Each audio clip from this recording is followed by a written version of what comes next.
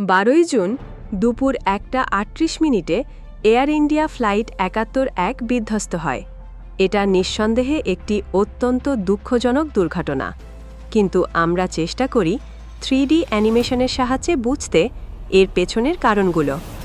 এই বিমানটি আহমেদাবাদ থেকে লন্ডন গেটওয়ের উদ্দেশ্যে দুপুর 1:36 উড্ডয়ন করে, যেখানে 242 জন যাত্রী ছিল। প্রায় 2 মিনিট ধরে বিমানটি রানওয়ের ওপর গতি বাড়ায়। যখন গতি প্রায় 300 কিমি প্রায় ঘন্টা পৌঁছায়, তখন বিমানটি রানওয়ে থেকে উপরে ওঠে। এই মুহূর্তে বিমানটি মাত্র 191 মিটার উচ্চতায় উঠেছে। ঠিক তখনই পাইলট এয়ার ট্রাফিক কন্ট্রোলকে জরুরি সংকেত পাঠান। তিনি জানান বিমানটি ঠিকমতো উঠছে না। এর কিছুক্ষণ পরেই সংযোগ বিচ্ছিন্ন হয়ে যায় এবং ধীরে ধীরে বিমানটি নিচের দিকে নামতে থাকে। তারপর এটি একটি ভবনের সঙ্গে ধাক্কা খায় এবং বিশাল এক বিস্ফোরণ ঘটে। 242 জন যাত্রীর মধ্যে 241 জনই প্রাণ হারান। আশপাশের বেসামরিক লোকজনও এই বিস্ফোরণে মারা যান। নিশ্চিতভাবে বলা যাচ্ছে না কতজন মারা গেছেন, কিন্তু বিস্ফোরণটি অত্যন্ত ভয়াবহ ছিল। এটি ছিল এয়ার ইন্ডিয়ার একটি বোয়িং 787 ড্রিমলাইনার, যা আহমেদাবাদ থেকে লন্ডন পর্যন্ত দীর্ঘ পথ অতিক্রম করার কথা ছিল। ফলে বিমানটির জ্বালানি ট্যাঙ্ক পূর্ণ ছিল। এর জ্বালানি ধারণ ক্ষমতা প্রায় 12,26,000 লিটার। সাধারণত জ্বালানি সংরক্ষিত থাকে বিমানের পাখায়, উইংয়ে, এবং ইঞ্জিনগুলোও সেখানেই বসানো থাকে। উড্ডয়নের মাত্র 2 মিনিটেই এই দুর্ঘটনা ঘটে এবং অবশিষ্ট জ্বালানি আগুন ধরে যায়, যার ফলে বিশাল বিস্ফোরণ ঘটে। এখনও নিশ্চিতভাবে জানা যায়নি কেন এই বিমানটি বিধ্বস্ত হয়েছে। তবে যারা ঘটনাটি প্রত্যক্ষ করেছিলেন তারা বলেন ইঞ্জিনে কোনো আগুন দেখা যায়নি, ইঞ্জিন ঠিকঠাক কাজ করছিল। সাধারণত যদি ইঞ্জিনে সমস্যা হয় তবে তা থেকে পেছনের দিকে আগুন ছুটে যায়, কিন্তু এখানে এমন কিছু দেখা যায়নি। এখন চলুন সম্ভাব্য কিছু কারণ নিয়ে আলোচনা করি। উড্ডয়নের সময় বিমানের পাখায় কিছু যান্ত্রিক অংশ থাকে, যেগুলোকে বলে ফ্ল্যাপস এবং স্ল্যাটস।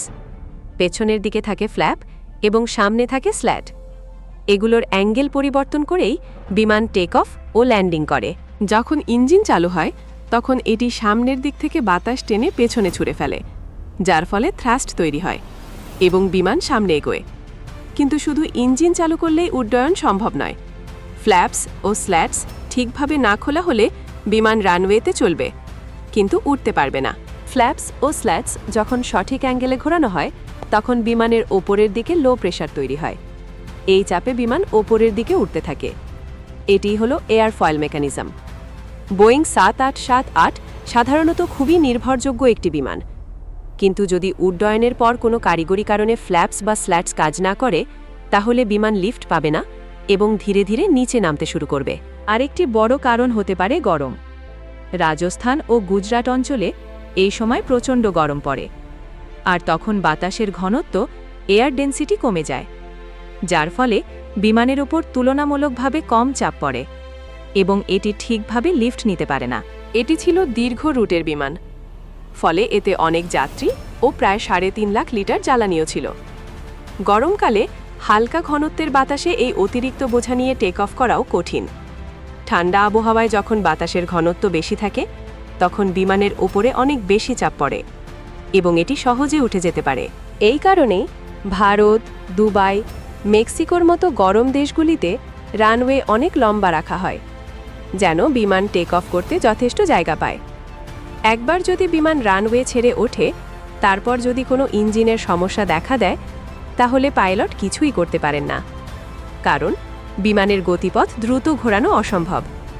এক্ষেত্রে যদি কোনো পাখি ইঞ্জিনে ঢুকে যায়, তাও বড় দুর্ঘটনার কারণ হতে পারে। চলুন বুঝে নিই পাখির কারণে কিভাবে ইঞ্জিনে সমস্যা হয়। ইঞ্জিনের সামনে থাকে কম্প্রেসার এবং পেছনে টারবাইন। কম্প্রেসর বাইরের বাতাস টেনে নিয়ে চেপে ধরে এবং সেটা যায় কম্বাশন চেম্বারে। সেখানে জ্বালানি স্প্রে করা হয় এবং ইগনাইটার দিয়ে আগুন ধরা হয়। কিন্তু যদি কোনো পাখি কম্প্রেসারের মধ্যে ঢুকে যায়, তাহলে বাতাস প্রবাহ বন্ধ হয়ে যায়। জ্বালানি তখন ঠিকমতো পুড়তে পারে না, ফলে কম্বাশন চেম্বারের তাপমাত্রা বেড়ে যায় এবং ইঞ্জিনে আগুন ধরে যেতে পারে। কখনো কখনো এই ফিউয়েল না জ্বলে সরাসরি বেরিয়ে এসে পরে অক্সিজেন পেলে আগুন ধরিয়ে দেয়। এই অবস্থাকে বলা হয় কম্প্রেসার স্টল এবং এটা খুবই বিপজ্জনক। সবশেষে বলবো, বিমান হলো একটি অত্যন্ত জটিল যন্ত্র। যে কোনো যান্ত্রিক ত্রুটি যে কোনো সময় হতে পারে আর সেই সব তথ্যই রেকর্ড থাকে বিমানের ব্ল্যাক বক্সে। এই ব্ল্যাক বক্সেই প্রতিটি সেকেন্ডের তথ্য রেকর্ড হয়। দুর্ঘটনার প্রকৃত কারণ জানা যাবে সেটি বিশ্লেষণের পর। আমরা আশা করি খুব দ্রুত অফিসিয়াল রিপোর্ট আসবে এবং তখন আমরা আবার একটি বিস্তারিত ভিডিও বানাবো।